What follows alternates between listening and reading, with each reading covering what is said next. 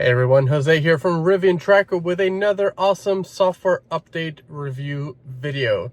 Today we're going to be taking a look at 2024.11, which features a bunch of new additions such as charging score, rear display improvements, and much more. So let's get this video started.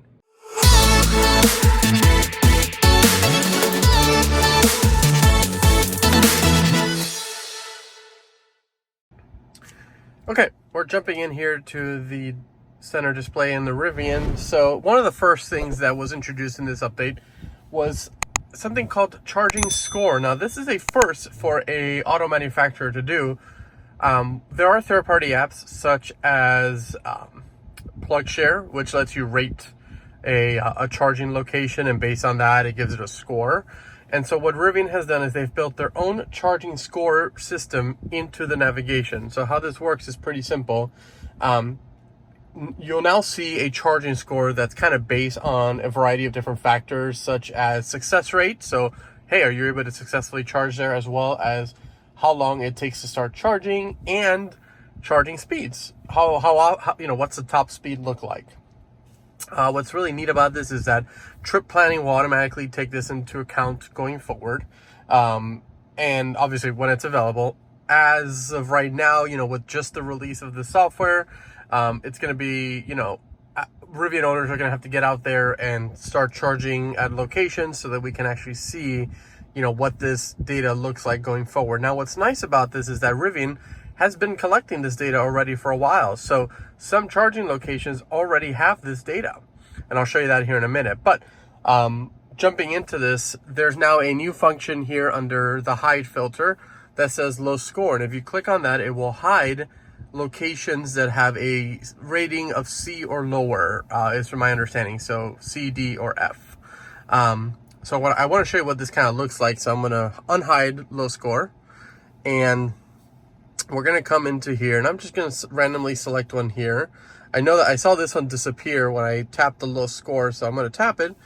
And as you can see, this is an EV Connect location with a rating of D, and it shows you 180 kilowatts max. So I'm going to hit details and see what that looks like. So based on this information here, I can see that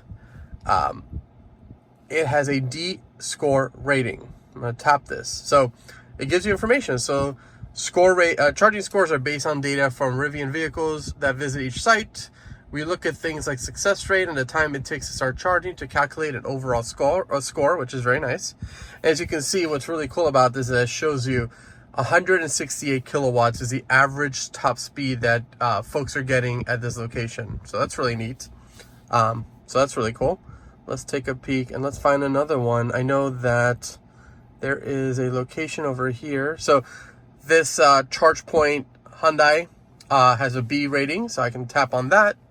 And this one, has a charging score of B, 100 kilowatt average top speed. So as you can see, obviously, it doesn't just take into account charging speed. It takes into account a variety of different things. So while this charging speed, the average top speed might be lower on this one than the other one that had a D rating, it's obvious that it probably has a more consistent charging speed, or everything about the experience is more consistent, which is nice.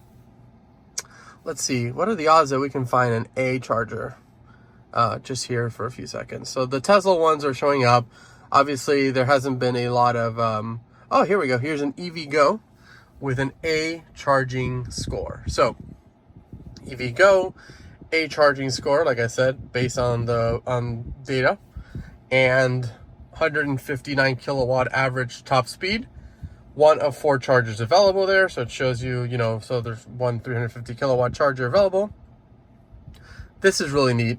I love this new thing. This is gonna be a game changer for being able to rate kind of how chargers work and all that. So what's really cool about this is that from a user experience, we don't have to do anything. We just have to go show up, plug, and let the vehicle do everything. And if you want to hide low score adapters, you can absolutely do that, or low score chargers, you can absolutely do that.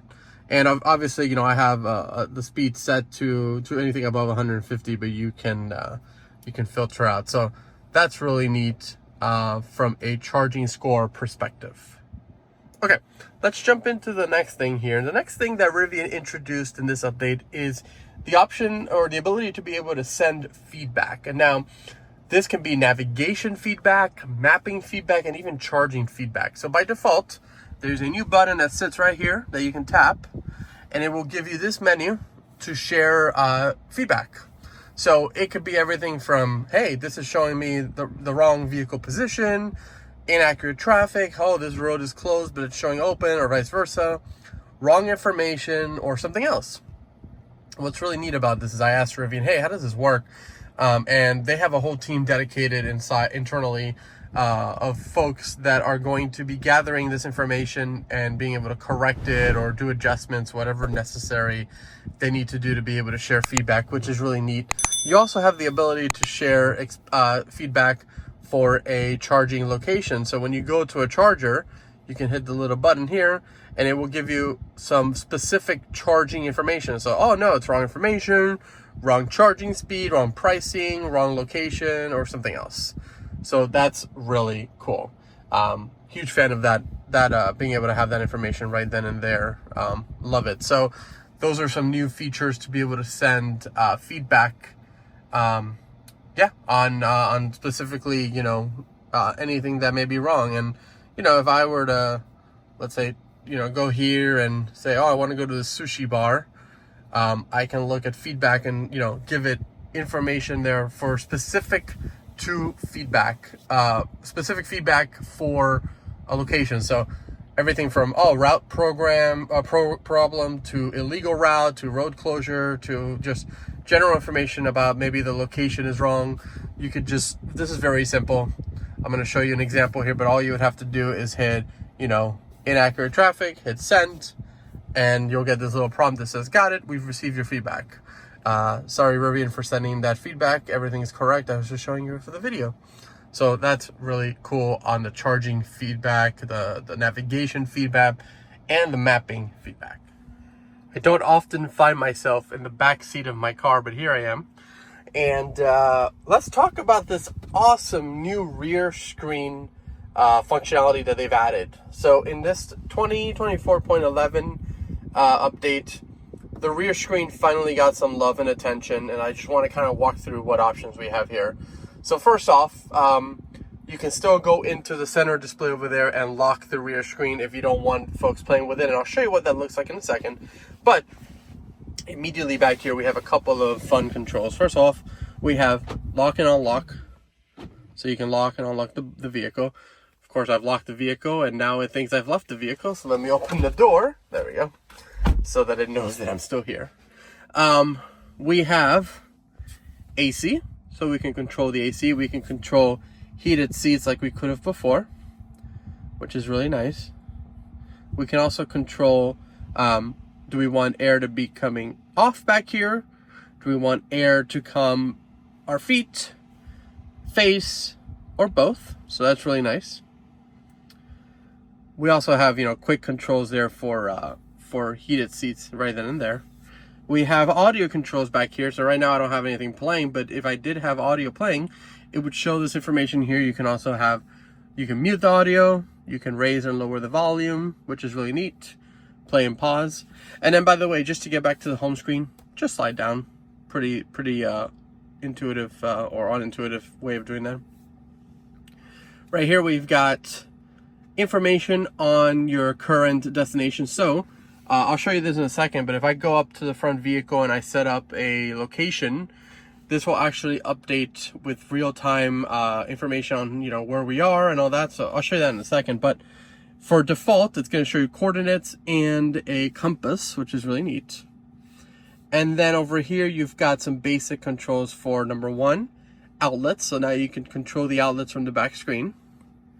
You can show the Wi-Fi, so you can connect to the Wi-Fi if you like, with even the QR code. You can turn on the vehicle lights, so these are going to be the interior lights in the vehicle, by pressing that button. Or you can come back here and turn Bluetooth on to show or connect with devices. I don't know why it shows off right now, but my Bluetooth is off. But I'll show you what that looks like once you connect, once it shows you, multiple devices on there. So that's kind of neat. So I'm going to jump in the front seat for a second. I'm going to set up oh, it turned off. I'm going to show you what it looks like to set up a destination so that you can see what that looks like. And then I'm going to show you a couple little other tricks with the rear screen. Okay, so I've configured up front a location, one of my favorite coffee places in Orlando called Foxtail Coffee. So as you can see here now, it gives you information on the display here in the dashboard of, how long it's going to be, how many miles, and estimated time of arrival. And if you click on that, it shows you this really cool display where it's kind of a are we there yet kind of situation, right? So it shows you destination, time remaining, and then the actual distance as the vehicle moves across this bar in the bottom there. So that's really, really cool.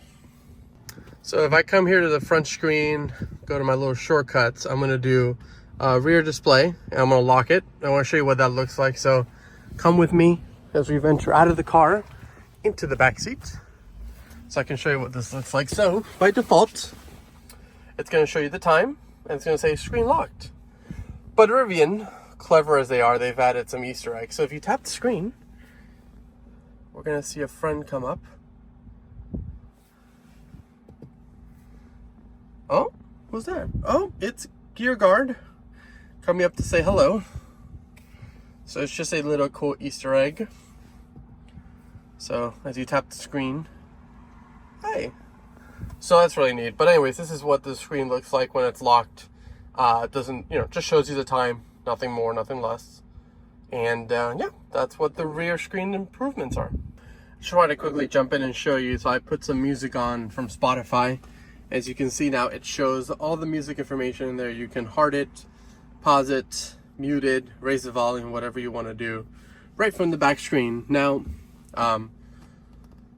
some people are probably going to be like, oh, I don't want my kids having access to all this stuff. And you're right. That's why Rivian gives you the option to lock the screen, which is nice. But this is definitely an improvement over having nothing on the back screen.